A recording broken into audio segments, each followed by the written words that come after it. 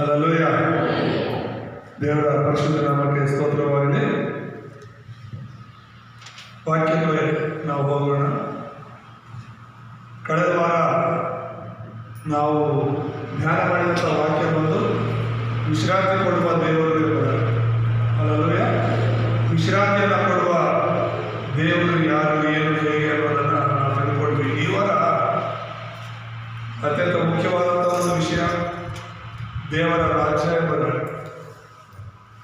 13ನೇ ಅಧ್ಯಾಯ, ಮತ್ತಾಯ 13ನೇ ಅಧ್ಯಾಯದಲ್ಲಿ ನಾವು ಓದುವಾಗ 1ನೇ ವಚನದಿಂದ ಕೊನೆಯ ವಚನ 58ನೇ ವಚನದವರೆಗೂ ಕೂಡ ದೇವರು ಕೆಲವು ಸಾಮ್ಯಗಳನ್ನು ಹೇಳ್ತಾರೆ. ಏನ್ ಹೇಳ್ತಾರೆ? ಎಲ್ಲರೂ ಈ ಕಡೆ ಗಮನಿಸಿ. ಏನ್ ಹೇಳ್ತಾರೆ? ಸಾಮ್ಯಗಳು. ಸಾಮ್ಯಗಳು ಅಂದ್ರೆ ಏನು? ಸಾಮ್ಯ ಅಂತ ಹೇಳಿದ್ರೆ ಪರಲೋಕದ ವಿಷಯಗಳನ್ನ ಭೂಲೋಕದ ವಸ್ತುಗಳೊಂದಿಗೆ ವಿವರಿಸೋದು. ಅರ್ಥ ಆಗ್ತಿದೆಯಾ? ಆತ್ಮಿಕ ವಿಷಯಗಳನ್ನ ಈ ಒಂದು ಶೈಕ್ಷಣಿಕವಾದ ಈ ಲೋಕದಲ್ಲಿರುವಂತದ್ದನ್ನ ಉಪಯೋಗಿಸ್ಕೊಂಡು ಹೇಳುವಂಥದ್ದು. ಈಗ ಇದರಲ್ಲಿ ಬಿತ್ತುವವರ ಬಗ್ಗೆ ಇದೆ. ಈಗ ಈ ಬಿತ್ತುವವನು ಯಾರು? ದೇವರು. ಆತ್ಮಿಕವಾಗಿ ದೇವರು ಬಿತ್ತುವವನು ಅಥವಾ ದೇವರ ಸೇವಕರು. ಇಲ್ಲಿ ವ್ಯವಸಾಯಗಾರರು ಬಿತ್ತಕ್ಕೆ ಹೋಗ್ತಾರಲ್ಲ, ಆದ್ರೆ ಆತ್ಮಿಕ ಅರ್ಥ ಬಂದು ದೇವರು ಬಿತ್ತೋದು ಅಂತ. ಬೀಜ ಅಂದ್ರೆ ನಾವು ಪ್ರತಿದಿನ ನೋಡ್ತಾ ಇರ್ತೀವಿ, ಬೀಜ ಬಿತ್ತಕ್ಕೆ ಹೋಗ್ತಾರಲ್ಲ, ಜಮೀನುಗಳಲ್ಲಿ ಬೀಜ ಬಿತ್ತುತ್ತಾರೆ. ಆದ್ರೆ ಆ ಬೀಜ ಆತ್ಮಿಕ ಅರ್ಥ ಏನು? ಪರಲೋಕದ ಅರ್ಥ ಅಂದ್ರೆ ಅದು ದೇವರ ವಾಕ್ಯ. ಹಲ್ಲೆಲೂಯಾ.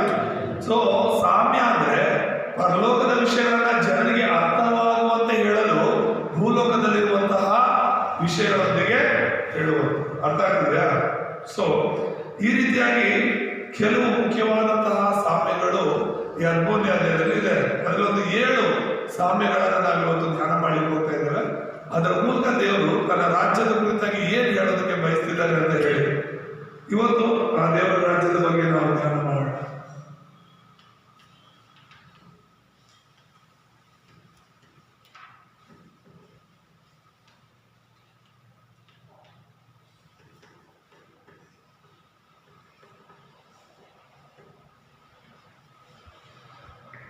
ಹದಿನೆಂಟರಿಂದ 23 ತನಕ ಇಲ್ಲಿ ದೇವರ ರಾಜ್ಯ ಅಂದ್ರೆ ಏನು? ಮುಖ್ಯವಾಗಿ ಈಗಾಗಲೇ ಅನೇಕ ಸಲ ನಾವು ನೋಡಿದ್ದೇವೆ, ಪರಿಚಯದಲ್ಲಿ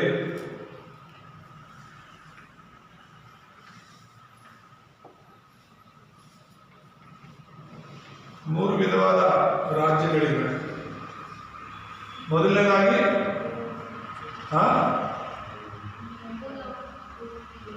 ಭೂಲೋಕ ರಾಜ್ಯ, ಎರಡನೇದಾಗಿ ಸೈತಾನನ ರಾಜ್ಯ, ಮೂರನೇದಾಗಿ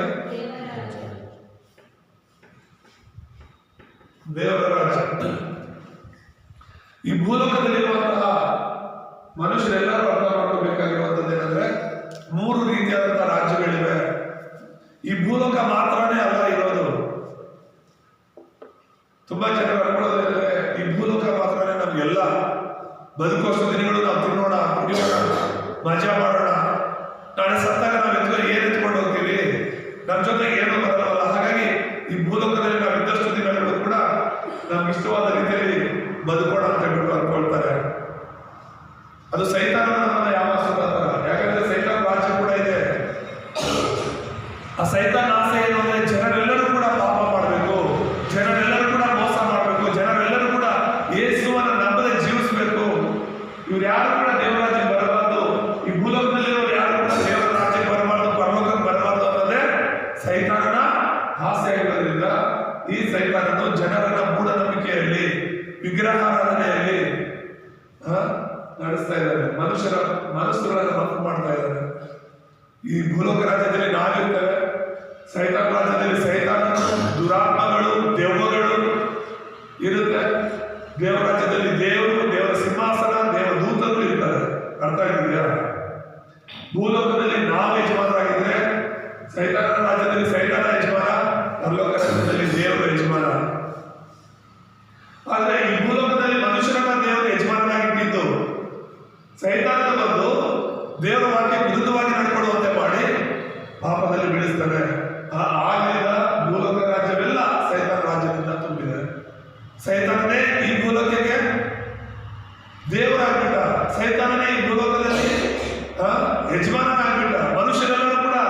ಸೈತಾನನ ಮಾತನ್ನ ಕೇಳುವರಾಗಿ ಜೀವ ಇದ್ದಿರುವಂತಹ ವಿಗ್ರಹಗಳನ್ನ ಪೂಜೆ ಮಾಡೋದಕ್ಕೆ ಶುರು ಮಾಡೋದು. ನಾವೆಷ್ಟು ದಡ್ರು ಅಂದ್ರೆ ಮನುಷ್ಯರನ್ನ ಸೈತಾನ ಎಷ್ಟು ಹುಚ್ಚರಾಗಿ ಮಾಡಿದಾರೆ ಅಂತ ಯೋಚನೆ ಮಾಡಿ. ಭೂಲೋಕದಲ್ಲಿ ಅತ್ಯಂತ ಅಮೂಲ್ಯವಾದ ಬುದ್ಧಿವಂತ ಪ್ರಾಣಿ ಯಾವುದು, ಜೀವಿ ಯಾವುದು ಅಂದ್ರೆ ಮನುಷ್ಯ. ಆ ಮನುಷ್ಯನನ್ನೇ ಸೈತಾನ ಏನ್ ಮಾಡಿದ್ದಾನೆ, ಬಂಕ್ ಮಾಡಿದ್ದಾನೆ. ಯಾವ ಪ್ರಾಣಿ ಕೂಡ, ಮೊನ್ನೆ ಒಂದು ವಿಡಿಯೋ ನೋಡಿದೆ, ಎಷ್ಟು ಜನ ನೋಡಿದ್ರು, ಯೂಟ್ಯೂಬ್ ಅಲ್ಲಿ ತುಂಬಾ ಫೇಮಸ್ ಆಗಿರೋದು ಒಂದು ನ್ಯೂಸ್ ಆಗೋದು. ಏನ ನ್ಯೂಸ್ ಅಂತ ಹೇಳಿದ್ರೆ, ಒಂದು ಆಂಜನೇಯನ ವಿಗ್ರಹ ಇದೆ, ಆ ಆಂಜನೇಯ ವಿಗ್ರಹದ ಸುತ್ತಲೂ ಕೂಡ ನಾಯಿ ಸುತ್ತಾ ಇದೆ. ಏನ್ ಸುತ್ತಾ ಇದೆ? ನಾಯಿ ಸುತ್ತಾ ಇದೆ. ಅದನ್ನು ನೋಡಿದಂತ ಜನರೆಲ್ಲರೂ ಕೂಡ ಆ ಆಂಜನೇಯನ ಆರಾಧನೆ ಮಾಡೋದು, ಪೂಜೆ ಮಾಡೋದು ಬಿಟ್ಬಿಟ್ಟು ನಾಯಿನ ಪೂಜೆ ಮಾಡ್ತಾ ಇದ್ದಾರೆ. ಯಾಕಂದ್ರೆ ಇದು ದೇವರ ನಾಯಿ ಅಂತ ಹೇಳ್ಬಿಟ್ಟು ದೇವ್ರ ಸುತ್ತಲೂ ಇದೇ ಪ್ರದಕ್ಷಿಣೆ ಆಗ್ತಾ ಇದೆ, ದೇವ್ರ ಸುತ್ತಲೂ ಇದೇ ಪೂಜೆ ಮಾಡ್ತಾ ಇದೆ ಅಂದ್ರೆ ದೇವರೇ ಬಂದಿರ್ಬೇಕು ನಾಯಿ ರೂಪದಲ್ಲಂತ. ಆಮೇಲೆ ನಾಯಿ ಸತ್ತೋಗಿದ್ರು ಕೂಡ ಅದೇ ದೇವಸ್ಥಾನದಲ್ಲಿ ಜನರೆಲ್ಲರೂ ಬಂದು ಅಳ್ತಾ ಇರೋದು ನಾಯಿಗೋಸ್ಕರ. ನಾಯಿಗಳನ್ನ ನೀವು ನೋಡಿದ್ರೆ ಅಲ್ಲಲ್ಲೇ ಸುತ್ತಾ ಇರ್ತಲ್ಲ, ಕೆಲವು ಸಲ ಹುಚ್ಚಿಡಿರ್ತದ, ಹುಷಾರ್ ತಪ್ಪಿರುತ್ತೆ. ಅವುಗಳಿಗೂ ಕೂಡ ಮಾನಸಿಕವಾದ ಒಂದು ಕಾಯಿಲೆಗಳಿರೋದ್ರಿಂದ ಸುತ್ತಾ ಇರುತ್ತೆ, ಅಲ್ಲಲ್ಲೇ ಸುತ್ತಾ ಇರುತ್ತೆ. ಅದೇನೋ ದೊಡ್ಡ ಅದ್ಭುತವಾದ ರೀತಿಯಲ್ಲಿ. ಇನ್ನೊಂದು ನ್ಯೂಸ್ ನೋಡಿದ್ರೆ, ಕಸ ಹಾಕೋ ತೊಟ್ಟಿನ ಯಾರೋ ಬೇಗ ಹೇಳ್ಬಿಟ್ಟು ಕುಂಕುಮ ಎಲ್ಲ ಹಚ್ಬಿಟ್ಟು ಹೋಗಿದ್ರೆ ಕಸ ತೊಟ್ಟಿನ ಪೂಜೆ ಮಾಡ್ತಿರೋದು. ಇಂಥವೆಲ್ಲ ನೀವು ಯಾಕೆ ಮಾಡ್ತೀರಲ್ಲ? ನೀವು ನೋಡೋ ರೀಲ್ಸ್ ಬೇರೆ, ನೀವು ನೋಡೋ ರೀಲ್ಸ್ ಬೇರೆ ಅನ್ಸುತ್ತೆ. ಅಷ್ಟು ಮಂಕು ಮಾಡೋದು ಸೈತಾನ. ಮನುಷ್ಯರು ತಾವೇನ್ ಮಾಡ್ತಿದಾರೆ ಅಂತಾನೆ ಯೋಚನೆ ಮಾಡಲ್ಲ. ದೇವರನ್ನ ದುಡ್ಡು ಕೊಟ್ಟು ಕೊಂಡ್ಕೊ ಬರ್ತೀವಿ. ದೇವರ ಫೋಟೋಗಳನ್ನ ನಾವೆಷ್ಟು ಶ್ರೀಮಂತ ನೋಡಿ ಅಲ್ವಾ? ದೇವರ ಫೋಟೋಗಳನ್ನ, ದೇವರ ವಿಗ್ರಹಗಳನ್ನ ನಾವು ದುಡ್ಡು ಕೊಟ್ಟು ಕೊಂಡ್ಕೊಬಂದು ನಾವಿಟ್ಕೊಳ್ತೇವೆ. ನಾವೆಲ್ಲಿಟ್ರೆ ಅಲ್ಲೇ ಇರುತ್ತೆ. ಸ್ವಲ್ಪ ಏನಾದ್ರು ಬೇರೆ ಕಡೆ ಕೂತ್ಕೊಂಡಿದ್ರೆ ಆ ದೇವರು ಅಷ್ಟೇ, ನಾವು ಮನೆ ಬಿಟ್ಟು ಅಲ್ಲಿ ಓಡೋಗ್ತೀವಿ. ಅದೆಲ್ಲಿರುತ್ತೋ ಅಲ್ಲೇ ಇರುತ್ತೆ. ದೇವರು ಆಟದಲ್ಲಿ ಇರುತ್ತೆ. ಅವು ಕೈ ಇದ್ರು ಹುಟ್ಟಲ್ಲ, ಕಿವಿದ್ರು ಕೇಳಲ್ಲ, ಕಣ್ಣಿದ್ರು ನೋಡಲ್ಲ, ಅಂಥವುಗಳನ್ನ ನಾವು ಪೂಜೆ ಮಾಡ್ತಾ ಇದ್ದೀವಿ. ಅದಕ್ಕೆ ಕಾರಣ ಸೈತಾನ ಅವುಗಳ ಹಿಂದೆ ಇದ್ದು ಮನುಷ್ಯರನ್ನ ಮೋಸ ಮಾಡ್ತಿದ್ದಾನೆ. ಈ ಭೂಲೋಕದಲ್ಲೆಲ್ಲ ಕತ್ತಲೆ ತುಂಬಿದೆ, ಭೂಲೋಕದಲ್ಲೆಲ್ಲ ಮೂಢನಂಬಿಕೆ ತುಂಬಿದೆ, ಈ ಭೂಲೋಕದಲ್ಲೆಲ್ಲ ವಿಗ್ರಹಗಳಿಂದ ತುಂಬಿದೆ. ಯೇಸು ಕ್ರಿಸ್ತನ ಲೋಕದಲ್ಲಿ ಬಂದು ಆತನು ಹೇಳಿದ್ದು, ಆತನ ಪ್ರಚಾರ ಮಾಡಿದ್ದೆಲ್ಲ ಏನು ಗೊತ್ತಾ? ದೇವರ ರಾಜ್ಯ, ದೇವರ ರಾಜ್ಯ, ಪರಲೋಕ ರಾಜ್ಯ.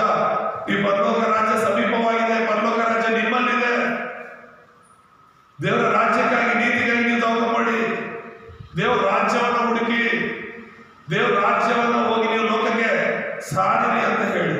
ಯಾಕಂದ್ರೆ ಈ ರಾಜ್ಯ ದೇವರದು, ಈ ರಾಜ್ಯ ಅದು ಶಾಶ್ವತವಾದದ್ದು. ಈ ರಾಜ್ಯ ದೇವರ ಮಕ್ಕಳಿಗೋಸ್ಕರ ಇರೋದು. ಹಲ್ಲೆಲೂಯಾ. ಹಾಗಾಗಿ ಇವುಗಳ ಬಗ್ಗೆ ನಾವು ಚೆನ್ನಾಗಿ ಅರ್ಥ ಮಾಡ್ಕೋಬೇಕು.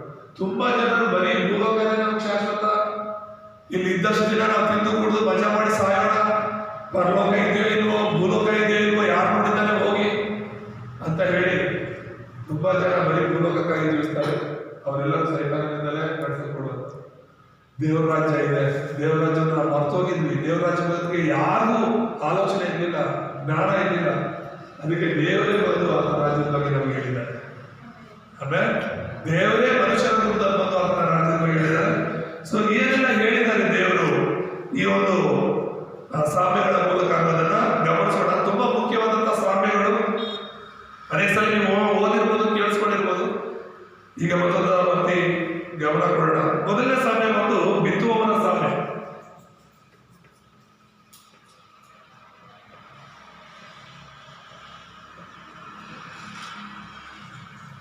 ಯಾವ ಸಾಮ್ಯ? ಬಿತ್ತುವವನ ಸಾಮ್ಯದ ಬಗ್ಗೆ ನಾವು ನೋಡ್ತೇವೆ. ಇದು ಬಂದ್ಬಿಟ್ಟು 1ರಿಂದ 23ನೇ ಅಧ್ಯಾಯದಲ್ಲಿ, 1ರಿಂದ 23ನೇ ವಚನ. ಇಲ್ಲಿ ಒಂದು 4 ವಿಷಯಗಳ ಬಗ್ಗೆ ಈಗಾಗಲೇ ನಾವು ನೋಡಿದ ಹಾಗೆ ಒಂದು 4 ವಿಷಯಗಳನ್ನು ನಾವು ನೋಡುವಾಗ, ಮೊದಲನೇದಾಗಿ ದಾರಿ ಎಲ್ಲಿ ಬೀಳುತ್ತೆ? ಕೆಲವು ಬೀಜಗಳು ದಾರಿಯ ಮಗ್ಗುಲಲ್ಲಿ ಅಂತ ಹೇಳಿ ನಾವು ನೋಡ್ತೇವೆ. ಏನ್ ತಿಂದಾಗುತ್ತೆ? ದಾರಿಯಲ್ಲಿ ಬಿದ್ದಿರೋಂಥ ಬೀಜಗಳನ್ನ ಏನ್ ತಿನ್ನುತ್ತೆ? ಹಲೋ, ಇದ್ದೀರಾ? ಹಕ್ಕಿಗಳು ಬಂದು ತಿನ್ನುತ್ತೆ ಎಂಬುದಾಗಿ ನಾವು ನೋಡ್ತೇವೆ. ಆ ಹಕ್ಕಿಗಳು ತಿಂದು ಹೋಗೋದನ್ನ ನಾವು ನೋಡ್ತೇವೆ. ಆ ಹಕ್ಕಿಗಳಾದ್ರೆ ಸೈತಾನ ಬಂದು ಆ ಬೀಜಗಳನ್ನ ಅಂದ್ರೆ ದೇವರ ವಾಕ್ಯವನ್ನು ತೆಗೆದಾಕ್ತಾನೆ ಅಂತ ಹೇಳಿ. ಎರಡನೇದಾಗಿ ಎಲ್ಲಿ ಬೀಳುತ್ತೆ? ಬಂಡೆ ಮೇಲೆ ಬೀಳುತ್ತೆ. ಆ ಬಂಡೆ ಮೇಲೆ ಅವು ಬೇರೆ ಬಿಡೋದಕ್ಕೆ ಅವಕಾಶ ಇರೋದಿಲ್ಲ, ಸ್ವಲ್ಪನೇ ಮಣ್ಣಿರುತ್ತೆ. ಅದಕ್ಕೋಸ್ಕರ ಆ ಬಿಸಿಲಿನಿಂದಾಗಿ ಒಣಗೋಗುತ್ತೆ ಎಂಬುದಾಗಿ ನಾವು ನೋಡ್ತೇವೆ. ಆ ಬಿಸಿಲು ಅಂದ್ರೆ ದೇವರ ವಾಕ್ಯದಲ್ಲಿ ನಾವು ನೋಡೋದು ಹಿಂಸೆಗಳು.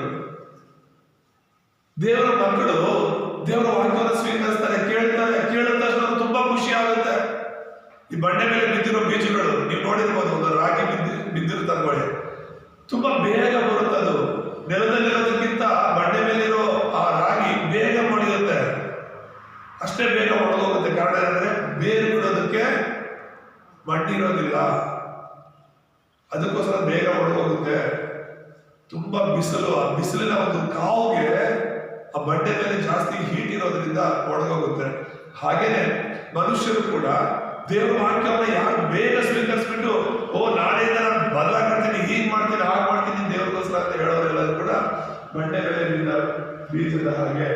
ಅದು ಹಿಂಸೆ ಎಂಬ ಬಿಸಿಲು ಅವ್ರಿಗೆ ಬರುವಾಗ ಯೇಸುನ ನಂಬಿರೋದಕ್ಕೋಸ್ಕರ ಅವ್ರ ಮನೆಯಿಂದಲೋ ಅವ್ರ ಮನೆಯವರಿಂದಲೋ ಗ್ರಾಮದವರಿಂದಲೋ ಅವ್ರ ಕೆಲಸ ಮಾಡೋ ಜಾಗದಲ್ಲೋ ಹಿಂಸೆ ಬಂದ್ರೆ ಯೇಸುನ ಬಿಟ್ಬಿಡ್ತಾರೆ ಅವರು. ಮೂರನೇದಾಗಿ ದೇವ್ರು ಹೇಳ್ತಾರೆ, ಎಲ್ಲಿ ಬಿಡುತ್ತೆ? ಮುಳ್ಳು ಗಿಡಗಳ ಮಧ್ಯದಲ್ಲಿ ಕೆಲವು ಬೀಜ ಬೀಳುತ್ತೆ ಎಂಬುದಾಗಿ. ಅದು ಮುಳ್ಳು ಗಿಡಗಳು ಏನ್ ಮಾಡುತ್ತದೆ? ಆ ಒಂದು ಗಿಡಗಳನ್ನ ಅಡಗಿಸುತ್ತೆ.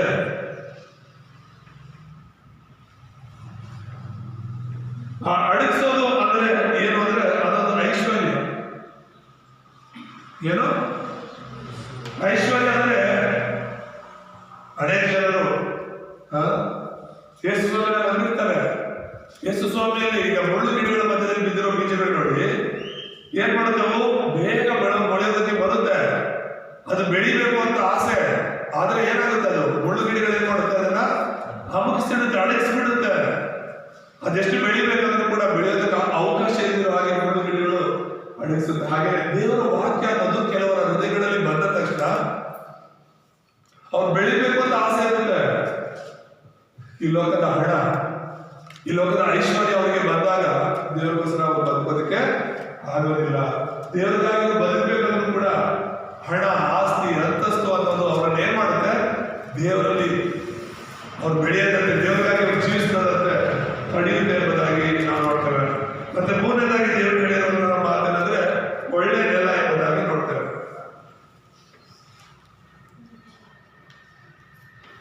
ಈ ಒಳ್ಳೆ ನೆಲ ಅನ್ನುವಂಥದ್ದನ್ನ ನಾವು ನೋಡುವಾಗ ಫಲ ಕೊಡುವಂತ ನೆಲವಾಗಿರುತ್ತೆ. 100% ಫಲ ಕೊಡುವಂತ ನೆಲ ಯಾವುದು ಅಂದ್ರೆ ಒಳ್ಳೆ ನೆಲ.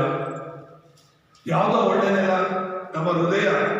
ಇವೆಲ್ಲವೂ ಕೂಡ ದೇವರು ಮಾತಾಡ್ತಿರೋದು ಹೃದಯದ ಬಗ್ಗೆ. 4 ತರದ ಹೃದಯಗಳಿರುತ್ತೆ ಮನುಷ್ಯರಲ್ಲಿ. ಕೆಲವೊಂದು ದಾರಿ ತರ ಇರುತ್ತೆ, ನಾವು ಹೋಗಿ ದೇವರ ವಾಕ್ಯ ಹೇಳ್ತೀವಿ, ಸುವಾರ್ತೆ ಹೇಳ್ತೀವಿ, ಆದ್ರೆ ಅವ್ರು ದೇವರನ್ನು ನಂಬೋದಕ್ಕೆ ರೆಡಿ ಇರಲ್ಲ. ನಾವು ಹೇಳಿದಂತ ಆ ಸುವಾರ್ತೆ, ನಾವು ಹೇಳಿದಂತ ದೇವರ ವಾಕ್ಯಗಳು ಅವರ ಹೃದಯಕ್ಕೆ ಹೋಗೋದಕ್ಕೆ ಮುಂಚೆನೆ, ಅವರ ಹೃದಯದಲ್ಲಿ ಅದು ಬೇರೆ ಬಿಡೋದ್ ಮುಂಚೆನೆ ಹಕ್ಕಿಗಳು ಬಂದು ತಿಂದಾಕೋದ್ರೆ ಸೈತಾನ ಏನ್ ಮಾಡ್ತಾನೆ? ಆ ಮಾತುಗಳನ್ನು ತೆಗೆದಾಕ್ತಾನೆ. ಅದಕ್ಕೆ ಅವ್ರಿಗೆ ನೆನಪೇ ಇರಲ್ಲ, ದೇವರ ವಾಕ್ಯ ಏನ್ ಕೇಳಿದ್ರು ಅಂತ ನೆನಪಿರಲ್ಲ. ಇಲ್ಲಿ ಇರುವಂತ ನಿಮ್ಮೆಲ್ಲರಲ್ಲಿ ಕೂಡ ಈ 4 ತರದ ನೆಲಗಳಿದೆ. ಇಲ್ಲಿ ಕೂತಿರುವಂತ ನಿಮ್ಮ ಬಗ್ಗೆ ನಾನು ಹೇಳಿದ್ರು ಕೂಡ 4 ತರದ ಹೃದಯಗಳಿವೆ. ಇದು ಈ ಹೃದಯಕ್ಕೆ ಸಂಬಂಧಪಟ್ಟದ್ದು. ಕೆಲವರ ಹೃದಯಗಳು ದಾರಿ ತರ ಇರುತ್ತೆ. ನಾನು ಹೇಳ್ತಿರುವಂತ ವಾಕ್ಯಗಳು ದೇವರ ವಾಕ್ಯಗಳನ್ನ ಬೀಜ ತರ ಬಿತ್ತಾ ಇದ್ದೀನಿ, ಆದ್ರೆ ಅವ್ರು ದಾರಿ ಮಗ್ಲಲ್ಲಿ ಬಿದ್ದಿರುತ್ತೆ. ನೀವು ಇಲ್ಲಿಂದ ಹೋದ ತಕ್ಷಣ ಸೈತಾನ ಏನ್ ಮಾಡ್ತಾನೆ? ತೆಗೆದಾಗ್ತಾನೆ. ಬರೋ ವಾರ ಅಲ್ಲ, ನಾಳೆ ಬಂದು ದೇವರ ವಾಕ್ಯ ಏನ್ ಕೇಳಿದ್ರಿ ನೀವು ಭಾನುವಾರ ಅಂದ್ರೆ ಏನೋ ಹೇಳ್ತಿದ್ರು, ಯಾವುದು ನೆನಪಿಲ್ಲ. ನೆನಪಿರೋದಕ್ಕೆ ನಿನ್ನ ಹೃದಯದಲ್ಲಿ ವಾಕ್ಯಗಳು ಇದ್ರೆ ತಾನೆ. ಯಾರು ನಿಮ್ಮ ಮನೆಗಳಲ್ಲಿ ಈಗ ಹೋದ್ರು ಕೂಡ ನಿಮ್ಮ ಹತ್ರ ಇರೋ ಬೆಳ್ಳಿನೋ ಬಂಗಾರನೋ ಹಣನೋ ಎಲ್ಲದೂ ಬಿಸಾಕಿ ಬರಲ್ಲ ಅಲ್ವಾ? ತುಂಬಾ ಭದ್ರವಾಗಿ ಒಂದು ಜಾಗದಲ್ಲಿ ಇಟ್ಟು ಬೀಗ ಹಾಕಿಬಿಟ್ಟು ಭದ್ರವಾಗಿ ಇಟ್ಕೊಂಡಿರ್ತಾರೆ. ಯಾಕಂದ್ರೆ ನಿಮಗದು ತುಂಬಾ ಮುಖ್ಯ. ಇದು ದೇವರ ಬಗ್ಗೆ ಇನ್ನೂ ತುಂಬಾ ಮುಖ್ಯ ಆಗಿರುತ್ತೆ. ಹಣ ಆಸ್ತಿಗಿಂತ ದೇವರ ವಾಕ್ಯದ ಹೃದಯದಲ್ಲಿ ಭದ್ರವಾಗಿ ಇಟ್ಕೋಬೇಕು. ಕೆಲವರು ಬಂಡೆಗಳ ತರ ಇರ್ತಾರೆ, ಎಷ್ಟೇ ಹೇಳಿ ನಾವು ಅವ್ರ ಜೀವನದಲ್ಲಿ ಬದಲಾವಣೆ ಬರಲ್ಲ. ಯಾಕಂದ್ರೆ ಒಂಥರ ಗಟ್ಟಿ ಹೃದಯ ಅವ್ರದ್ದು, ಕಲ್ಲು ಬಂಡೆ ಅವರು ಮನಸ್ಸು ಬದಲಾಗೋದೇ ಇಲ್ಲ. ಹಿಂಸೆಗಳು ಬಂದ ತಕ್ಷಣ ಒಡೆದೋಗ್ತಾರೆ. ಸ್ವಲ್ಪ ದಿನದಲ್ಲಿ ಮಾತ್ರನೇ ಬಂದ್ಬಿಟ್ಟು ಇಲ್ಲಿ ಹಾಗೆ ಮಾಡೋಣ ಹೀಗೆ ಮಾಡೋಣ ಅಂತ ಹೇಳ್ಬಿಟ್ಟು ಅವರು ತುಂಬಾ ಬದಲಾಗಿರೋ ತರ ತೋರಿಸ್ಕೊತಾರೆ. ಹಿಂಸೆಗಳು ಬಂದ ತಕ್ಷಣ ಅಡ್ರೆಸ್ ಇಲ್ಲದೆ ಹೋಗ್ಬಿಡ್ತಾರೆ. ಈ ಗಾಳಿ ಹೊಡ್ಕೊಳ್ಳೋ ಹೊಟ್ಟಿರುತ್ತಲ್ಲ ಅಲ್ವಾ, ಒಂದಿನ ಇಲ್ಲಿ ನೋಡ್ತೀವಿ, ಇನ್ನೊಂದಿನ ಅಲ್ಲಿ ನೋಡ್ತೀವಿ, ಇನ್ನೊಂದಿನ ಅಲ್ಲಿ ನೋಡ್ತೀವಿ. ಆ ಹೊಟ್ಟಾಗಲಿ, ಆ ಧೂಳಾಗಲಿ, ಆ ಕಸ ಆಗಲಿ, ಆ ಪೇಪರ್ ಆಗಲಿ, ಆ ಥರ ಸಮಸ್ಯೆಗಳು ಬಂದಾಗ ಹಾಳಿ ಹೋಗ್ತಾರೆ. ಇನ್ನು ಮುಳ್ಳು ಗಿಡಗಳನ್ನ ಹಾಗೆ ಹೇಳಿದಾಗೆ ಕೆಲವು ಹೃದಯಗಳು ಮುಳ್ಳು ಗಿಡಗಳ ಅಡಿಸ್ತಾ ಇರುತ್ತೆ. ದೇವ್ರಿಗೆ ನಾನು ಏನಾದರೂ ಮಾಡಬೇಕು ಅಂದಾಗೆಲ್ಲ ಆ ಗಿಡಗಳು ಅವ್ರನ್ನ ಬೆಳೆಯೋಕ್ಕಾಗದೆ, ದೇವ್ರಿಗೋಸ್ಕರ ಏನು ಮಾಡೋಕ್ಕಾಗದೆ ಅಡಿಸ್ತಿರುತ್ತೆ. ಒಳ್ಳೆಯದಿಲ್ಲ ಅನ್ನೋರು ತುಂಬಾ ಕೆಲವರು ಮಾತ್ರ ಇರ್ತಾರೆ, ಫಲ ಕೊಡುವಂಥವ್ರು. ಅಲ್ಲವೇ ಫಲ ಕೊಡುವಂಥವರಾಗಿ ನಾವಿರಬೇಕು. ಈ 3 ದಿನಗಳ ದೇವರ ರಾಜ್ಯಕ್ಕೋಸ್ಕರ ಫಲ ಕೊಡುವಂಥವರಾಗಿರ್ಬೇಕು ಅಂತ ದೇವರು ಹೇಳ್ತಾರೆ. 2ನೇ ಸಾಮ್ಯ ಹೇಳ್ತಿದ್ದಾರೆ, ಗೋಧಿ ಮತ್ತು ಅಣಜಿಯ ಸಾಮ್ಯ.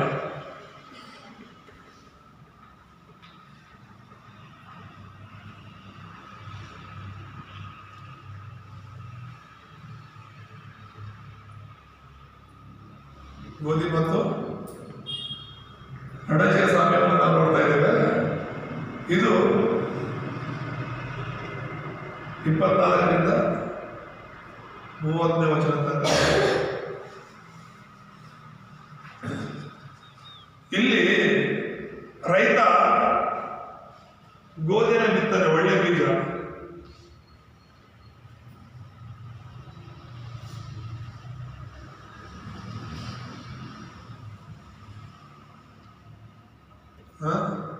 ರೈತ ಏನ್ ಮಾಡ್ತಾನೆ?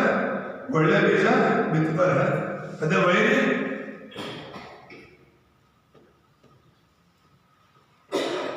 ಹಣಜಿನ ಬಿತ್ತು ಬರ್ತಾನೆ ಎಂಬುದಾಗಿ ಹೇಳ್ತಾರೆ. ಅದೆರಡರ ಅರ್ಥ ಏನು ಅಂತ ಹೇಳಿದ್ರೆ,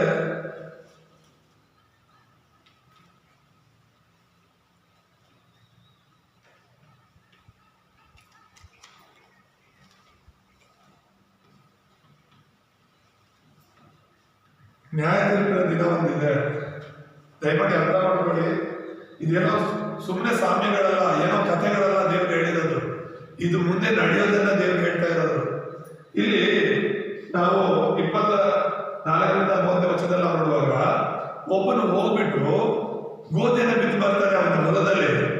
ರಾತ್ರಿ ಹೊತ್ತು ಹೋಗ್ಬಿಟ್ಟು ಏನ್ ಮಾಡ್ತಾನೆ? ವೈರಿ ಹಣಜಿ ಅಂದ್ರೆ ಏನು? ಹಣಜಿ ಅಂದ್ರೆ ಏನು? ಕೆಲಸಕ್ಕೆ ಬರ್ತಿರುವಂತದ್ದು. ನೋಡೋದಕ್ಕೆ ಹಣಜಿ ತರನೇ ಇರುತ್ತೆ, ಅಂದ್ರೆ ಗೋಧಿ ತರನೇ ಇರುತ್ತೆ, ಆದ್ರೆ ಗೋಧಿ ಅಲ್ಲ. ನೀವೊಂದು ವೇಳೆ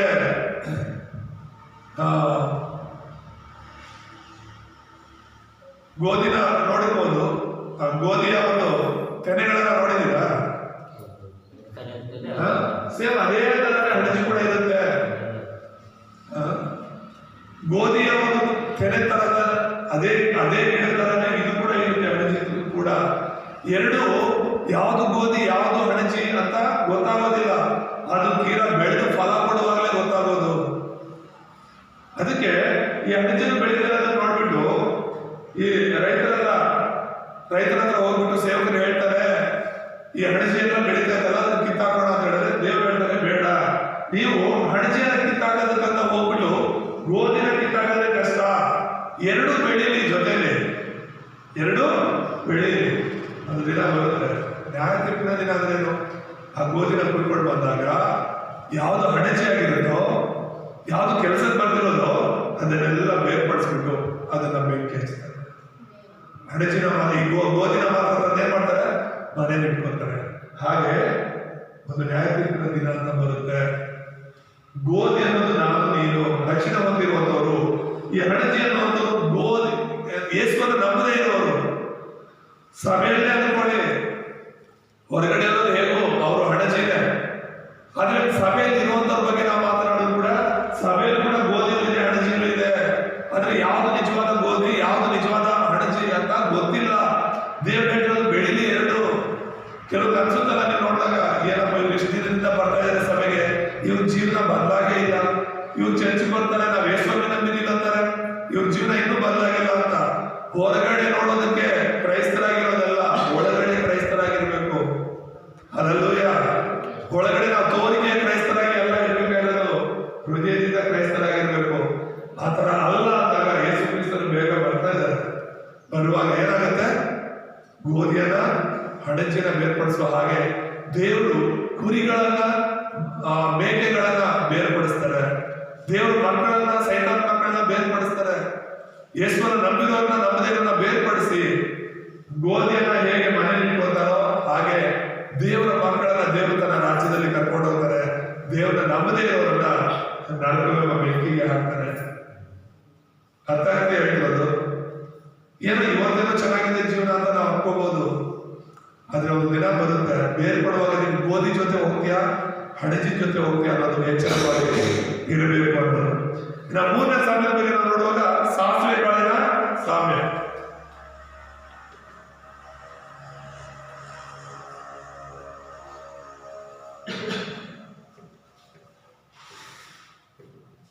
ಯಾವುದು? ಸಾಸಿವೆ ಕಾಳಿನ ಸಾಮ್ಯದ ಬಗ್ಗೆ ನಾವು ನೋಡ್ತಾ ಇದೀವಿ. 31-32 ವಚನದಲ್ಲಿ ನೋಡ್ತೇವೆ. ಈ ಸಾಮ್ಯ ತುಂಬಾ ಅರ್ಥಗರ್ಭಿತವಾಗಿ ನಾವು ನೋಡಬಹುದು. ಅದು ಚಿಕ್ಕ ಬೀಜವಾಗಿರುತ್ತೆ. ಸಾಸಿವೆ ಕಾಳು ಎಷ್ಟಿರುತ್ತೆ? ಚಿಕ್ಕ ಬೀಜ.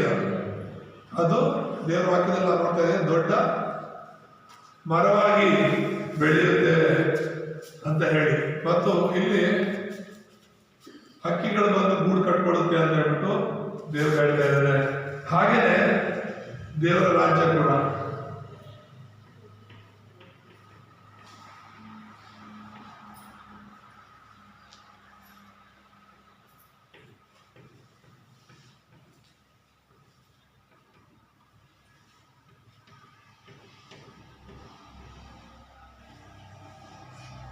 ಇಲ್ಲಿ ನಾವು ಅರ್ಥ ಮಾಡ್ಕೋಬೇಕಾಗುತ್ತೆ. ನೋಡಿ, ಸಾಸಿವೆ ಕಾಳು ಎಷ್ಟಿರುತ್ತೆ ಎಲ್ಲರಿಗೂ ಗೊತ್ತಾನೆ.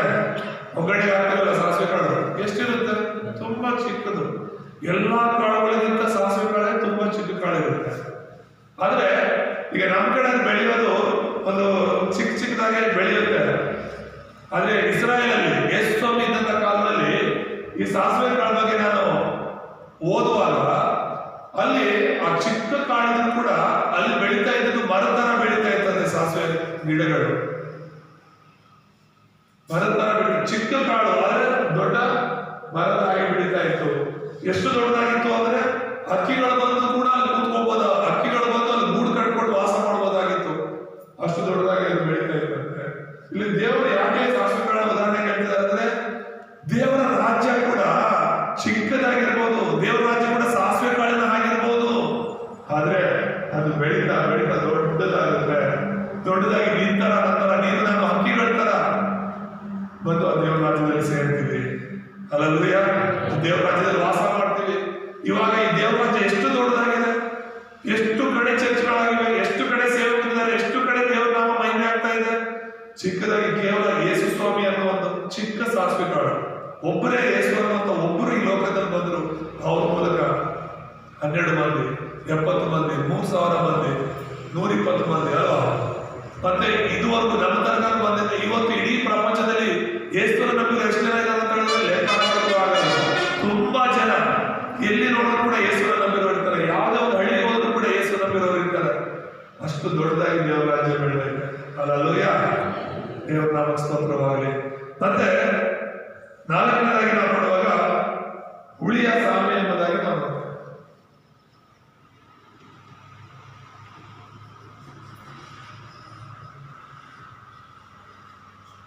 ಹುಳಿಯ ಸಾಮ್ಯ 33ನೇ ವಚನವನ್ನು ನಾವು ನೋಡುವ. ಏನಂತ ಇದೆ 33ರಲ್ಲಿ? ಮತ್ತೊಂದು ಸಾಮ್ಯವನ್ನು ಅವರಿಗೆ ಹೇಳಿದನು, ಅದೇನೆಂದರೆ ಪರಲೋಕ ರಾಜ್ಯವು ಹುಳಿ ಹಿಟ್ಟಿಗೆ ಹೋಲಿಕೆಯಾಗಿದೆ. ಅದನ್ನು ಒಬ್ಬ ಹೆಂಗಸು ತಕ್ಕೊಂಡು 3 ಸೇರು ಹಿಟ್ಟಿನಲ್ಲಿ ಕಲಿಸಿಡಲು ಆ ಹಿಟ್ಟೆಲ್ಲ ಹುಳಿ ಆಯಿತು ಅಂತ ಇದೆ. ಹುಳಿ ಎಷ್ಟು ಬೇಕು? ಅರ್ಥ ಆಗ್ತಿದೆ ಹೇಳ್ತಿರೋದು? ಈಗ ಒಂದ್ ವೇಳೆ ಹಾಲನ್ನ ಮೊಸರು ಮಾಡಬೇಕು ಅಂದ್ರೆ ಏನ್ ಮಾಡ್ತೀವಿ ನಾವು?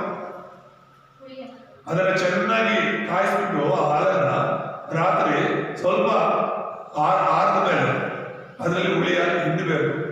ಅಥವಾ ಆಲ್ರೆಡಿ ಹುಳಿಯಾಗಿರುವಂತಹ ಮೊಸರನ್ನ ತಂದು ಸ್ವಲ್ಪ ಹಾಕಿದ್ರು ಸಾಕು. ಸ್ವಲ್ಪ ಹಾಕಿದ್ರೆ ಜಾಸ್ತಿ ಆಗ್ತದೆ. ಸ್ವಲ್ಪ ಹಾಕಿದ್ರು ಸಾಕು. ಬೆಳಗಾಗೋದ್ರೊಳಗೆ ಈ ಹಾಲೆಲ್ಲ ಏನಾಗ್ಬಿಟ್ಟಿರುತ್ತೆ? ಎಪ್ಪುಗಟ್ಟಿ ಒಂದು ಮೊಸರಾಗ್ಬಿಡುತ್ತೆ ಗಟ್ಟಿಯಾಗಿ. ಹಾಗೇನೆ ಈಗ ಹುಳಿ ಅಂತ ಹೇಳಿದ್ರೆ ನಾವು ಹೇಳ್ತಿರೋದು ಈಗ ದೋಸೆ ಹಿಟ್ಟಲ್ಲಿ ಅಥವಾ ಇಡ್ಲಿ ಮಾಡುವಂತ ಹಿಟ್ಟಲ್ಲಿ ಅದರಲ್ಲಿ ಹುಳಿ ಹಾಕಬೇಕು. ಹುಳಿ ಹಾಕಿಲ್ಲ ಅಂತ ಹೇಳಿದ್ರೆ ಅದು ಅಷ್ಟು ಸ್ಮೂತ್ ಆಗಿ ಆಗೋದಿಲ್ಲ.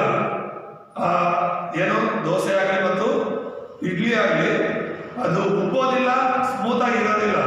ಹುಳಿ ಇಲ್ಲ ಅಂತ ಹೇಳಿದ್ರೆ ಗಟ್ಟಿಯಾಗಿರುತ್ತೆ. ಸ್ವಲ್ಪ ಹುಳಿ ಆ ಹಿಟ್ಟನ್ನೆಲ್ಲ ಹುಳಿ ಮಾಡುತ್ತೆ. ಹಲ್ಲೆಲೂಯ. ಅದನ್ನೇ ಯೇಸು ಸ್ವಾಮಿ ಹೇಳ್ತಾ ಇರೋದು. ಇಲ್ಲಿ ಸ್ವಲ್ಪ ಹುಳಿ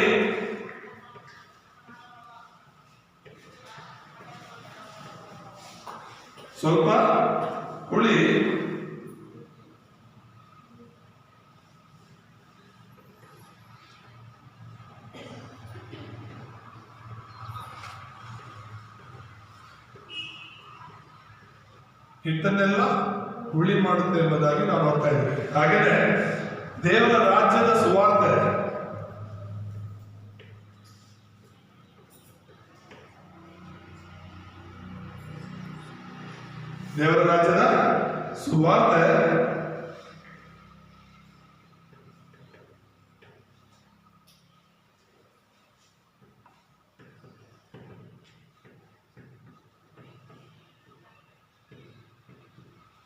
ಲೋಕವನ್ನೆಲ್ಲ ಪ್ರಭಾವಿತಗೊಳಿಸುತ್ತೆ ಅಂತ.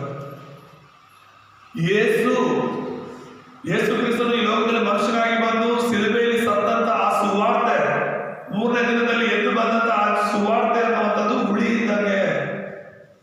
ಇಡೀ ಪ್ರಪಂಚದಲ್ಲಿ ಎಷ್ಟು ದೇಶಗಳಿವೆ? 232 ದೇಶಗಳು, 5,000 ಕುಲಗಳು, ಎಷ್ಟೋ ಜನರು, ಎಷ್ಟೋ ಜಾತಿ, ಎಷ್ಟೋ ಧರ್ಮಗಳು.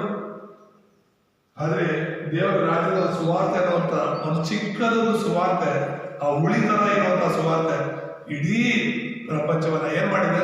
ಪ್ರಭಾವಿತಗೊಳಿಸಿದೆ. ಇಡೀ ಪ್ರಪಂಚವನ್ನ ಬದಲಾಯಿಸಿದೆ.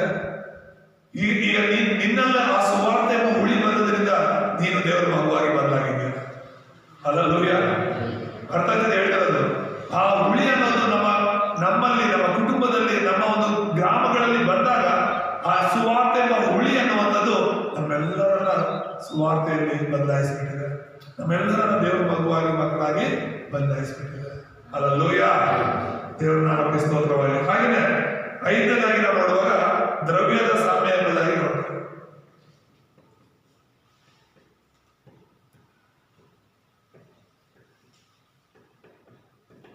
ದ್ರವ್ಯದ ಸಾಮ್ಯ 13:44 ವಚನದಲ್ಲಿ ನಾವು ನೋಡ್ತೇವೆ. ಏನಂತಿದೆ 44ರಲ್ಲಿ? ಪರಲೋಕ ರಾಜ್ಯವು ಹೊಲದಲ್ಲಿ ಉಳಿದ ದ್ರವ್ಯಕ್ಕೆ ಹೋಲಿಕೆಯಾಗಿದೆ. ಒಬ್ಬನು ಅದನ್ನು ಕಂಡುಕೊಂಡು ಮುಚ್ಚಿಬಿಟ್ಟು ಅದರಿಂದ ಸಂತೋಷದಿಂದ ತನ್ನ ಬದುಕನ್ನೆಲ್ಲ ಮಾರಿ ಆ ಹೊಲವನ್ನು ಕೊಂಡುಕೊಂಡನು ಅಂತ ಇದೆ. ಅರ್ಥ ಮಾಡ್ಕೊಳ್ಳಿ. ಇಲ್ಲಿ ಆ ವ್ಯಕ್ತಿ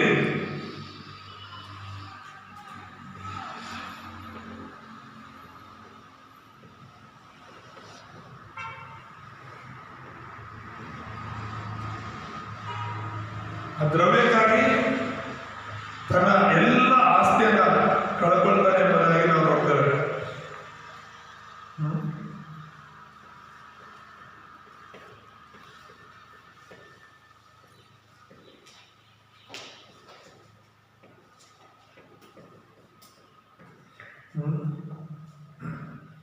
ಏನಂತ ಓದಿದ್ದ?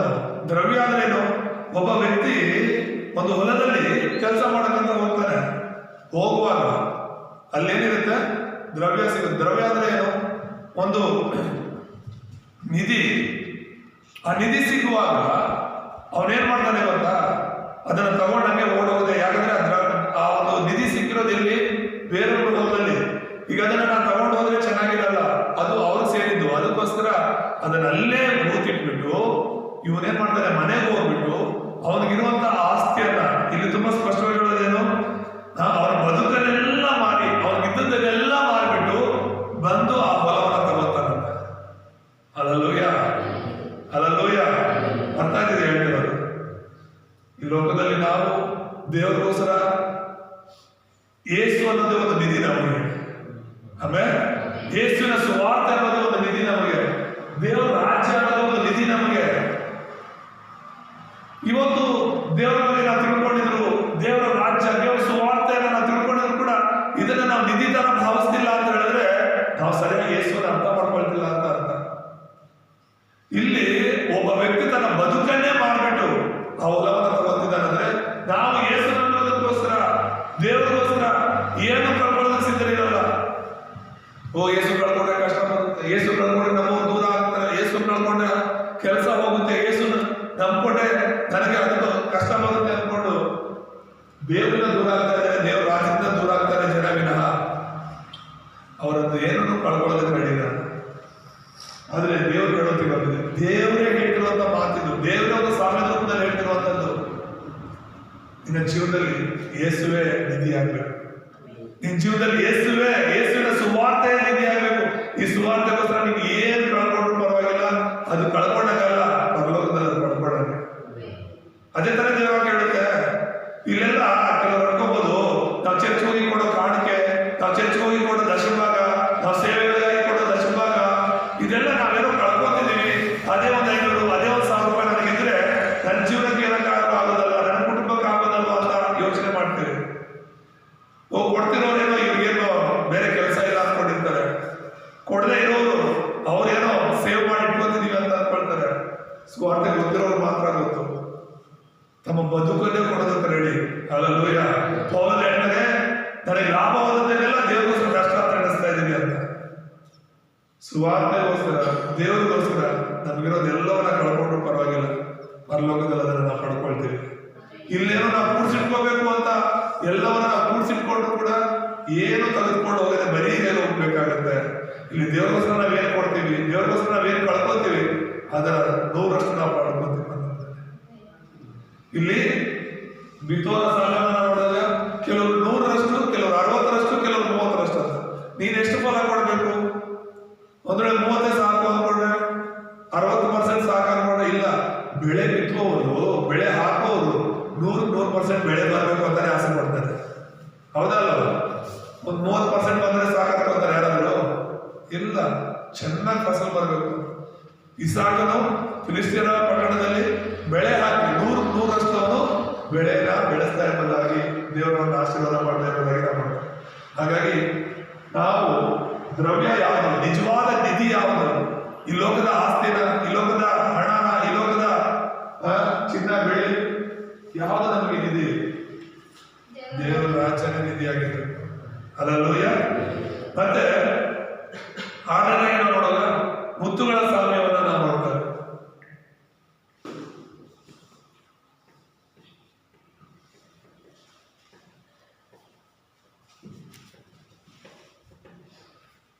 ಹದಿಮೂರನೇ ಅಧ್ಯಾಯದಲ್ಲಿ 45-46 ಏನಿದೆ. 45-46ರಲ್ಲಿ ನಾವು ಓದುವಾಗ, ಮತ್ತು ಪರಲೋಕ ರಾಜ್ಯವು ಉತ್ತಮವಾದ ಮುತ್ತುಗಳನ್ನು ಹುಡುಕುವ ವ್ಯಾಪಾರಸ್ಥನಿಗೆ ಹೋಲಿಕೆಯಾಗಿದೆ. ಅವನು ಬಹು ಬೆಲೆಯುಳ್ಳ ಒಂದು ಮುತ್ತನ್ನು ಕಂಡು ತನ್ನ ಬದುಕನ್ನೆಲ್ಲ ಮಾರಿ ಬಂದು ಅದನ್ನು ಕೊಂಡುಕೊಂಡನು. ಇದು ಕೂಡ ನಾವು ದ್ರವ್ಯವನ್ನ ನೋಡಿದ ಹಾಗೆ ಇಲ್ಲೇನ್ ಮಾಡ್ತಿದ್ದಾನೆ? ನೀನು ಒಂದು ವ್ಯಾಪಾರಿ, ಅವನು ವ್ಯಾಪಾರ ಮಾಡಕ್ಕೆ ಹಳ್ಳಿ ಹೋಗ್ತಿದ್ದಾನೆ, ಮುತ್ತುಗಳೆಲ್ಲ ನೋಡ್ತಾನೆ. ಅದೆಷ್ಟು ಅಮೂಲ್ಯ ಅಂತ ಹೇಳಿದ್ರೆ ಅವನ ಹತ್ರ ಇರೋ ದುಡ್ಡಲ್ಲಿ ಮಾತ್ರ ಅಲ್ಲ, ಅವನಿಗಿದ್ದ ಬದುಕನ್ನಂದ್ರೆ ಏನು, ಅವನಿಗಿದ್ದ ಸರ್ವಸ್ವವನ್ನು ಮಾರಿ ಆ ಮುತ್ತುಗಳನ್ನು ತಗೊಂಡಂತೆ. ಯಾಕಂದ್ರೆ ಅಷ್ಟು ಅಮೂಲ್ಯ ಆ ಮುತ್ತುಗಳು.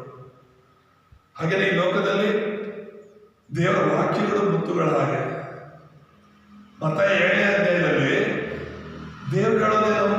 ಮುತ್ತುಗಳನ್ನ ನಾಯಿಗಳ ಮುಂದೆ, ಹಂದಿಗಳ ಮುಂದೆ ಚೆಲ್ಲಬೇಡಿರಿ ಅಂದ್ರೆ ಅದರ ಅರ್ಥ ಏನು?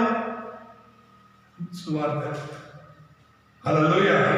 ದೇವರ ವಾಕ್ಯಗಳು ಮುತ್ತುಗಳು ಎಂಬುದಾಗಿ ಯಾರಾದರೂ ಒಂದೊಳ್ಳೆ ಬುದ್ಧಿ ಮಾತಾಡಿದ್ರೆ ಎಂತ ಮುತ್ತಿನಂತ ಮಾತಾಡಿದ್ರಪ್ಪ ಇವರು, ಹೌದಲ್ಲ? ತುಂಬಾ ಮುತ್ತಿನಂತ ಮಾತಿದು. ಮನುಷ್ಯರ ಮಾತಲ್ಲಿ ಮುತ್ತಾಗಿದ್ರೆ ದೇವರ ಮಾತಿನ ಎಷ್ಟು, ಹಲ್ಲೆಲೂಯಾ. ಹಾಗಾಗಿ ಆ ವ್ಯಾಪಾರಸ್ಥ ಹೋಗಿ ಅದನ್ನು ನೋಡಿದಾಗ ಹೇಗೆ ಅವ್ರ ಬದುಕನ್ನೆಲ್ಲ ಮಾರಿ ಆ ಮುತ್ತನ್ನು ತಗೊಂಡ್ರು, ಹಾಗೆ ನಮ್ಮ ಜೀವಿತದಲ್ಲಿ ಏನೇ ಕಳ್ಕೊಂಡು ಪರವಾಗಿಲ್ಲ, ಸುವಾರ್ತೆಯನ್ನು ನಾವು ಹೊಂದ್ಕೋಬೇಕು, ಸುವಾರ್ತೆಯನ್ನು ನಾವು ಹಿಡ್ಕೋಬೇಕು, ದೇವರ ರಾಜ್ಯಕ್ಕಾಗಿ ನಾವು ಜೀವಿಸ್ಬೇಕು ಅನ್ನೋದನ್ನ ಮತ್ತೊಂದು ಅವತ್ತಿ ಇಲ್ಲಿ ನಾವು ನೋಡ್ತಾ ಇದ್ದೀವಿ. ಇಲ್ಲಿ ಒಂದನೇದಾಗಿ ನಾವು ನೋಡುವಾಗ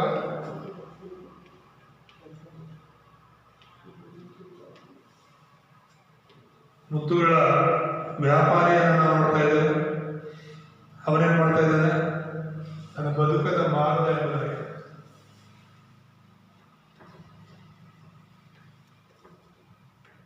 ಆ ಮುತ್ತುಗಳನ್ನು ತಗೊಳ್ಳೋದಕ್ಕಾಗಿ ನನ್ನ ಬದುಕನ್ನೇ ಮಾಡ್ತಾನೆ. ಅದರ ಅರ್ಥ ಏನು? ದೇವರ ರಾಜ್ಯಕ್ಕಾಗಿ ಕಳ್ಕೊಳ್ಳೋದು.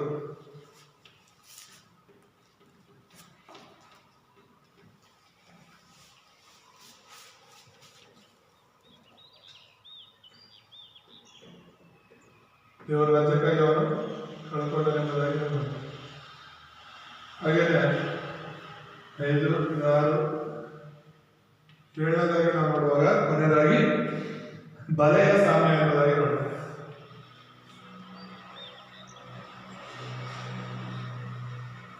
ಬಲೆಯ ಸಾಮ್ಯದಲ್ಲಿ 13ನೇ ಅಧ್ಯಾಯ 47ರಿಂದ 50ನೇ ವಚನವನ್ನು ನಾವು ನೋಡುವಾಗ ಏನಿದೆ ಅಲ್ಲಿ? ಮತ್ತು ಪರಲೋಕ ರಾಜ್ಯವು ಒಂದು ಬಲೆಗೆ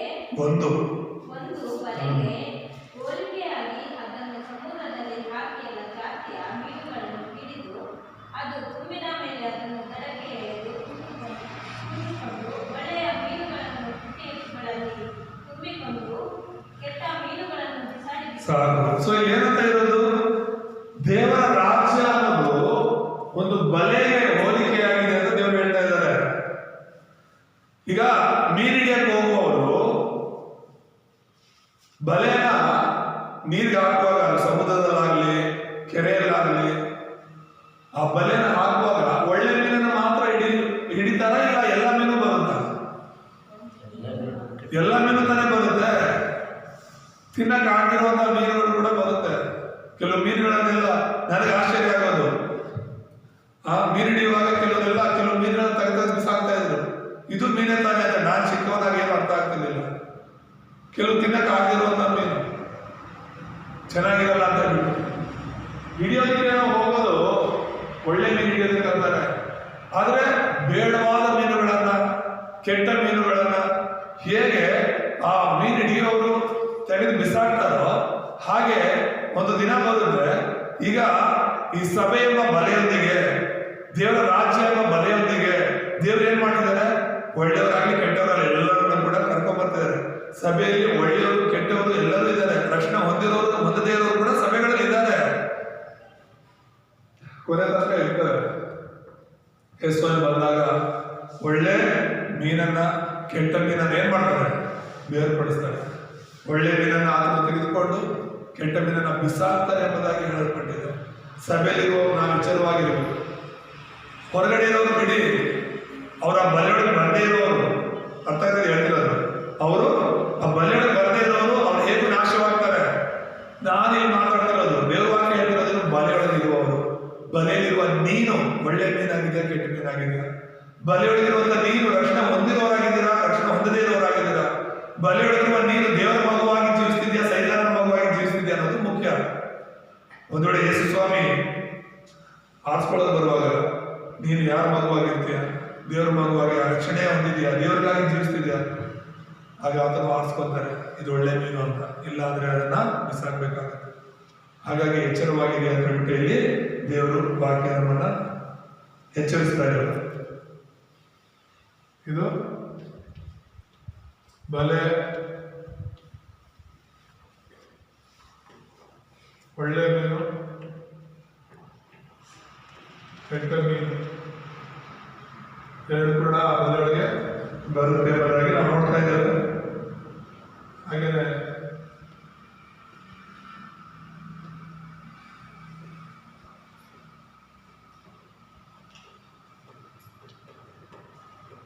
ಕೊನೆ ದಿನದಲ್ಲಿ ಅವರು ಬೇರ್ಪಡಿಸಲಾಗುತ್ತೆ ಎಂಬುದಾಗಿ ನಾವು ನೋಡ್ತೇವೆ. ಮುಕ್ತಾಯದಲ್ಲಿ ನಾವು ಬರುವಾಗ ದೇವರ ರಾಜ್ಯದ ಬಗ್ಗೆ ನಾವು ನೋಡ್ತಾ ಇದ್ದೀವಿ. ಎಷ್ಟು ಪ್ರಾಮುಖ್ಯವಾದದ್ದು ದೇವರ ರಾಜ್ಯ ಎಂಬುದಾಗಿ 2 ಪೇತ್ರ 1ನೇ ಅಧ್ಯಾಯ 11ನೇ ವಚನ ಓದೋಣ.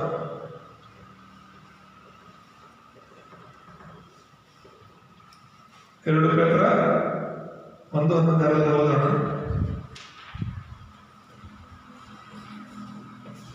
ನಮ್ಮ ಕರ್ತನೂ ರಕ್ಷಕನೂ ಆಗಿರುವ ಯೇಸು ಕ್ರಿಸ್ತನ ನಿತ್ಯ ರಾಜ್ಯದಲ್ಲಿ ಪ್ರವೇಶಿಸುವ ಹಾಗೆ ದೇವರು ನಿಮಗೆ ಧಾರಾಳವಾಗಿ ಅನುಗ್ರಹಿಸುವನು.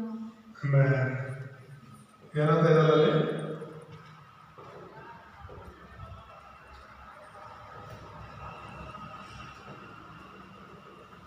ಯಾವ ರಾಜ್ಯ? ಅದು ನಿತ್ಯ ರಾಜ್ಯ ಅಂತ ಇದೆ. ದೇವರ ರಾಜ್ಯ ಯಾವ ಎಂಥ ರಾಜ್ಯ? ಅದು ನಿತ್ಯವಾಗಿರುವಂಥದ್ದು, ಎಂದಿಗೂ ಕೂಡ ನಾಶವಾಗದೇ ಇರುವಂಥದ್ದು ದೇವರ ರಾಜ್ಯ. ಎರಡನೇದಾಗಿ ನಾವು ನೋಡುವಾಗ ಮತ್ತಾಯ 6:33 ಇವತ್ತಿನ ವಚನ ಕಂಠಪಾಠ ವಚನ ಮಕ್ಕಳದು. ಮತ್ತಾಯ 6:33 ಇವತ್ತಿಂದ ಅವ್ರು ಕಲಿಬೇಕಾಗಿರೋದು. ಸೊ ಇಲ್ಲ ನೋಡ್ತಿರೋದು ದೇವರ ರಾಜ್ಯ. ದೇವರು ಹೇಳ್ತಾ ಇದ್ದಾರೆ ಇದು ದೇವರ ರಾಜ್ಯ ನಿತ್ಯ ರಾಜ್ಯವಾಗಿರೋದ್ರಿಂದ, ಇರೋದು ದೇವರ ಒಂದು ರಾಜ್ಯ ಶಾಶ್ವತವಾದ ರಾಜ್ಯ ಆಗಿರೋದ್ರಿಂದ ಆ ರಾಜ್ಯಕ್ಕೋಸ್ಕರ ನೀತಿಗೋಸ್ಕರ ತವಕ ಪಡಿದೆ ಅಂತಾನೆ ಮತ್ತಾಯ 6:33 ಹೇಳೋದು. ಯಾವ ರಾಜ್ಯಕ್ಕೋಸ್ಕರ ನೀವು ತವಕ ಪಡ್ತೀರಾ? ಈ ಭೂಲೋಕ ರಾಜ್ಯಕ್ಕೋಸ್ಕರ ಅಲ್ಲ, ಸೈತಾನ ರಾಜ್ಯಕ್ಕೋಸ್ಕರ ಅಲ್ಲ ನೀವು ತವಕ ಪಡಬೇಕಾಗಿರೋದು. ದೇವರ ರಾಜ್ಯಕ್ಕಾಗಿ ನೀತಿಗಾಗಿ ನೀವು ತವಕ ಪಡಬೇಕು. ಅದಕ್ಕೋಸ್ಕರನೇ ಅಪೊಸ್ತಲರು 1:3 ದೇವರು ಹೇಳುವಂಥದ್ದು ಆ ಪರಲೋಕದ ಸಂಗತಿಗಳನ್ನ, ದೇವರ ರಾಜ್ಯದ ಸಂಗತಿಗಳನ್ನ ಶಿಷ್ಯರಿಗೆ ಪದೇ ಪದೇ 40 ದಿನ ಹೇಳಿ ನೀವು ಈ ಲೋಕಕ್ಕೆಲ್ಲ ಹೋಗಿ ಸಾಕ್ಷಿಯಾಗಿದೆ. ಈ ದೇವರ ರಾಜ್ಯದ ಸ್ವಾರ್ಥ ನೀವು ಹೋಗಿ ಸಾರಿರಿ. ಪರಲೋಕ ಸಮೀಪವಾಗಿದೆ, ದೇವರ ರಾಜ್ಯ ಸಮೀಪವಾಗಿದೆ ಅನ್ನುವಂಥ ಸತ್ಯವನ್ನ ನೀವೇನ್ ಮಾಡಬೇಕು? ಲೋಕಕ್ಕೆಲ್ಲ ಸಾರಿರಿ ಅಂತ ಹೇಳ್ಬಿಟ್ಟು ಯೇಸು ಸ್ವಾಮಿ ತನ್ನ ಶಿಷ್ಯರಿಗೆ ಹೇಳ್ತಿದ್ದಾರೆ. ಇವತ್ತು ನಾನು ನೀವು ಸಾರಬೇಕಾಗಿರೋದು ಕೂಡ ದೇವರ ರಾಜ್ಯದ ಬಗ್ಗೆ. ಹಲ್ಲೆಲೂಯಾ. ಈ ಸಾಮ್ಯಗಳೆಲ್ಲ ನೀವು ನೆನಪಿರಬೇಕು. 7 ಸಾಮ್ಯಗಳ ಬಗ್ಗೆ ನಾನು ಹೇಳಿದ್ದೀನಿ. ಒಂದು ಬಿತ್ತುವವನ ಸಾಮ್ಯ, ಎರಡನೇದು ಗೋಧಿ ಮತ್ತು ಅಣಜೆಯ ಸಾಮ್ಯ, ಮೂರನೇದು ಸಾಸಿವೆ ಕಾಳು, ನಾಲ್ಕನೇದು ಹುಳಿ, ಐದನೇದು ದ್ರವ್ಯ, ಆರನೇದು ಮುತ್ತುಗಳು, ಏಳನೇದು ಇದೊಂದು ಬಲೆ ಬಗ್ಗೆ. ಸೊ ಇದನ್ನ ಮನಸ್ಸಲ್ಲಿ ಇಟ್ಕೊಂಡು ಇವೆಲ್ಲ ಕೂಡ ಪರಲೋಕ ರಾಜ್ಯಕ್ಕೆ ಹೋಲಿಕೆಯಾಗಿದೆ, ಪರಲೋಕ ರಾಜ್ಯಕ್ಕೆ ಸೂಚನೆ ಆಗಿದೆ. ಇದನ್ನ ಅರ್ಥ ಮಾಡಿಕೊಂಡು ಯಾಕೆ ದೇವರ ಬಗ್ಗೆ ಹೇಳ್ತಿದ್ದಾರೆ ಅಂದ್ರೆ ಇದು ನಿತ್ಯ ರಾಜ್ಯ, ಶಾಶ್ವತ ರಾಜ್ಯ, ದೇವರ ರಾಜ್ಯ. ಹಾಗಾಗಿ ಆ ದೇವರ ರಾಜ್ಯದಲ್ಲಿ ನಾವು ಇದ್ದವರಾಗಿ ಇನ್ನು ಅನೇಕರಿಗೆ ಆ ದೇವರ ರಾಜ್ಯದಲ್ಲಿ ನಾವು ಸೇರಿಸೋಣ. ಜನರೆಲ್ಲರೂ ಸೈತಾನ ರಾಜ್ಯದಲ್ಲಿ ಸೇರಿಸ್ತಿದ್ದಾರೆ, ಬಲವಂತವಾಗಿ ಸೈತಾನ ರಾಜ್ಯಕ್ಕೆ ಎಳ್ಕೊಂಡು ಹೋಗ್ತಿದ್ದಾರೆ. ಆದ್ರೆ ನಾವು ಜನರನ್ನ ದೇವರ ರಾಜ್ಯದ ಕಡೆ ನಡೆಸೋಣ. ಕೆಲವರೆಲ್ಲ ಅಂತಿರೋದು ಈ ಲೋಕದವರು ಮಾತಾಡ್ಕೊಳ್ಳೋದೇನಂದ್ರೆ ನಾವು ಮತಾಂತರ ಮಾಡ್ತಿದ್ದೀವಿ, ನಾವು ಜನರನ್ನ ಬಲವಂತವಾಗಿ ಚರ್ಚೆಗೆ ಕರ್ಕೊಂಡು ಹೋಗ್ತಿದ್ದೀವಿ, ನಾವು ಅವನ್ನ ಕ್ರೈಸ್ತರಾಗಿ ಮಾರ್ಪಡಿಸ್ತಿದ್ದೀವಿ. ಯಾಕಂದ್ರೆ ನಮ್ಗೆ ಯಾರೋ ದುಡ್ಡು ಕೊಡ್ತಿದ್ದಾರೆ, ಚರ್ಚ್ಗಳಿಗೆ ಯಾರ್ಯಾರೋ ಲಕ್ಷಾಂತರ ರೂಪಾಯಿ ದುಡ್ಡು ಕೊಡ್ತಾರೆ ಅಂತ ಹೇಳ್ಬಿಟ್ಟು ಅಲ್ಲ. ಈ ಸತ್ಯ ನಮಗೆ ಗೊತ್ತಿರೋದ್ರಿಂದ ಸಾರ್ತಿರೋದು, ಈ ಸುವಾರ್ತೆ ನಮಗೆ ಗೊತ್ತಿರೋದ್ರಿಂದ ನಾವು ಸಾರ್ತಿರೋದು. ನೀವು ಕೂಡ ಅಷ್ಟೇ, ನಿಮ್ಗೆ ಏನೋ ಕೊಡ್ತಿದ್ದೀವಿ ಅಂತ ನೀವು ಚರ್ಚೆಗೆ ಬರ್ತಿರೋದು ಯೇಸುವೆ ಸತ್ಯ ಅಂತ ನೀವು ತಿಳ್ಕೊಂಡಿರೋದ್ರಿಂದ ಬರ್ತಿದ್ದೀರಾ. ಆಮೇಲೆ ಯೇಸುವಿನ ರಾಜ್ಯವೇ ಶಾಶ್ವತ ಅಂತ ನೀವು ತಿಳ್ಕೊಂಡಿರೋದ್ರಿಂದ ನೀವು ಬರ್ತಿರೋದು. ದೇವ್ರ ನಾಮ ಸ್ತೋತ್ರವಲ್ಲ. ಹಾಗಾಗಿ ಈ ಒಂದು ದೇವರ ರಾಜ್ಯಕ್ಕಾಗಿ ನೀತಿಗಾಗಿ ನಾವು ತವಕ ಪಡ್ತಾ ಈ ಸುವಾರ್ತೆಯನ್ನು ನಾವು ಅನೇಕರಿಗೆ ಸಾರೋಣ. ದೇವರ ವಾಕ್ಯದಿಂದ ನಮ್ಮನ್ನು ಆಶೀರ್ವಾದ ಮಾಡಲಿ. ಪ್ರಾರ್ಥನೆ ಮಾಡ್ಕೊಳ್ಳೋಣ. ನಮ್ಮನ್ನು ಬಹಳವಾಗಿ ಪ್ರೀತಿಸುವ ನಮ್ಮ ದೇವರೇ, ನಿಮ್ಮ ರಾಜ್ಯ, ನಿಮ್ಮ ದೇವರೇ, ನೀತಿಗಾಗಿ ನಾವು ತವಕ ಪಡಲು ಸಹಾಯ ಮಾಡಿ. ಇದುವರೆಗೂ ನಮ್ಮ ಸಂಗಡ ಇದ್ದು ನಿಮ್ಮ ವಾಕ್ಯದ ಮೂಲಕ ಮಾತನಾಡಿರೋದಕ್ಕಾಗಿ ಸ್ತೋತ್ರ. ಇನ್ನು ಮೇಲೆ ಕೂಡ ನೀವು ನಮ್ಮ ಸಂಗಡ ಮಾತನಾಡಿರಿ. ಕೇಳಿರುವಂತಹ ಎಲ್ಲ ವಾಕ್ಯ